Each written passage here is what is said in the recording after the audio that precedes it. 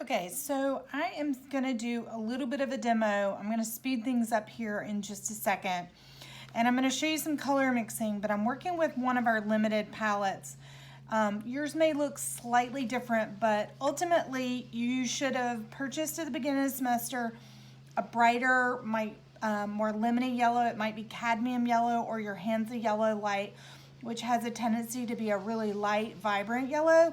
And then a sort of warmer, deeper, kind of slightly, just ever so slightly, kind of orangey yellow. Your ultramarine blue, your phthalo blue, and then your quinacridone, and which is your very magenta color. It's called quinacridone magenta. And then your cadmium red light, or your naphthol, which tends to be a truer or a sort of warmer red, and then titanium. I'm going to use these and I'm going to be mixing some greens and altering the saturation and showing you some differences in that. I'm going to mix it similar to the way you did your color chart at the beginning of the semester in this class for the online class. And most of you did one basic color mixture between a blue and one of your yellows, and you would have resulted in something similar to this. I think this exercise of doing a color mixing chart with new pigments whenever you buy those pigments is very valuable. But I think you can continually revisit it as your painting subject matter changes and as your needs change, or you add additional pigments. But I think you can always find ways to expand your knowledge of how the pigments mix and different ways to alter the saturation.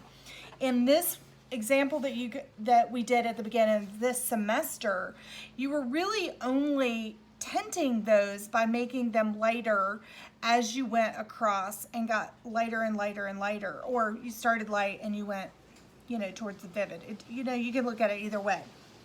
And so we're going to look at some different ways, and I'm going to show you some different examples and different results from mixing different hues in different combinations, which will give you more control over the close-up colors and how vivid they need to be versus the distant colors, which might need to be desaturated, or areas where you have just a warmer green or cooler green or a less saturated green or a green that's just kind of, has a different quality to it.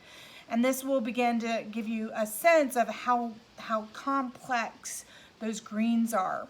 And you'll notice that I don't have the burnt umber out here.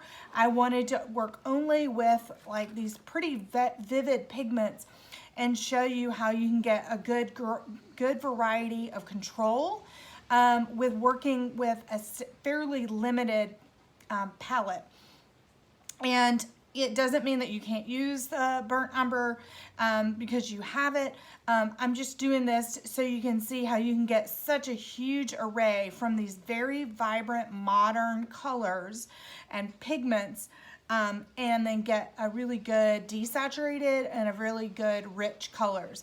The only other thing other than my vibrant kind of 2 yellows, 2 blues, and 2 in the sort of red family is my titanium white, which will be really important for the purposes of getting control and also changing your saturation, because contrary to popular belief, white does desaturate a color. It doesn't make it brighter. It makes it lighter, but it does not make it brighter. So just so you're kind of aware of that language and a real accurate way to discuss the attributes of color.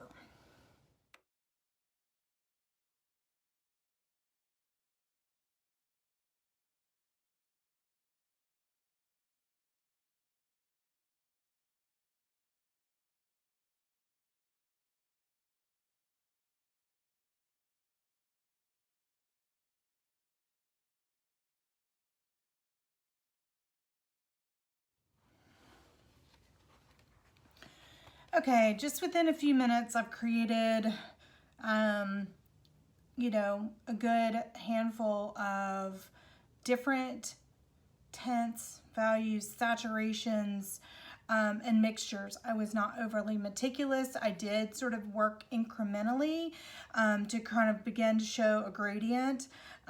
This one was with my my ultramarine blue and my more lemony yellow, and this was the warmer yellow with the ultramarine blue. And then these two I began to use, I mixed in some white with those. And then down here, you can see how that jumps up and it's very vibrant. I'm beginning to use the phthalo with my yellows. And that phthalo is just so intense and so vibrant. But this is only scratching the surface for the potential. You know, you can see these gray, kind of more gray greens here. They're very low contrast to one another. They may be something that you use in the distance. They may go bluer. Whereas these more saturated colors, they may be things in the foreground, or it may be saturated colors with some of these darker colors here. So it really depends. You've got to look at the scene. You've got to look at for what your expressive point of view is and how you're wanting to depict that. I wanted you to see what it looked like when you began to add red into your colors, things in the red family, whether it's your naphthol, whether it's your cadmium red, or whether it's your quinacridone magenta or an equivalent that you have, so that you can see how that desaturates those colors. You know, as I went down here, I was a little more random and was just sort of trying to get you to see what a variety of these things are. And so getting a feel for how your hues mix, I think, is important.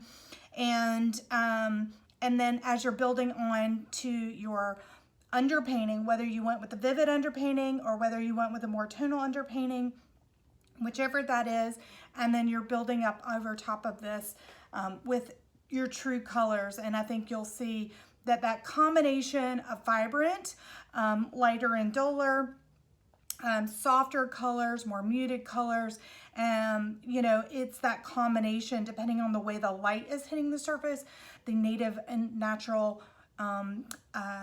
hue and color that the surface is, and, you know, the time of day that it is. So I look forward to seeing your paintings, and I hope your green mixing expands and is very rich and interesting. And certainly you can ask me any questions that you have about that. Thank you.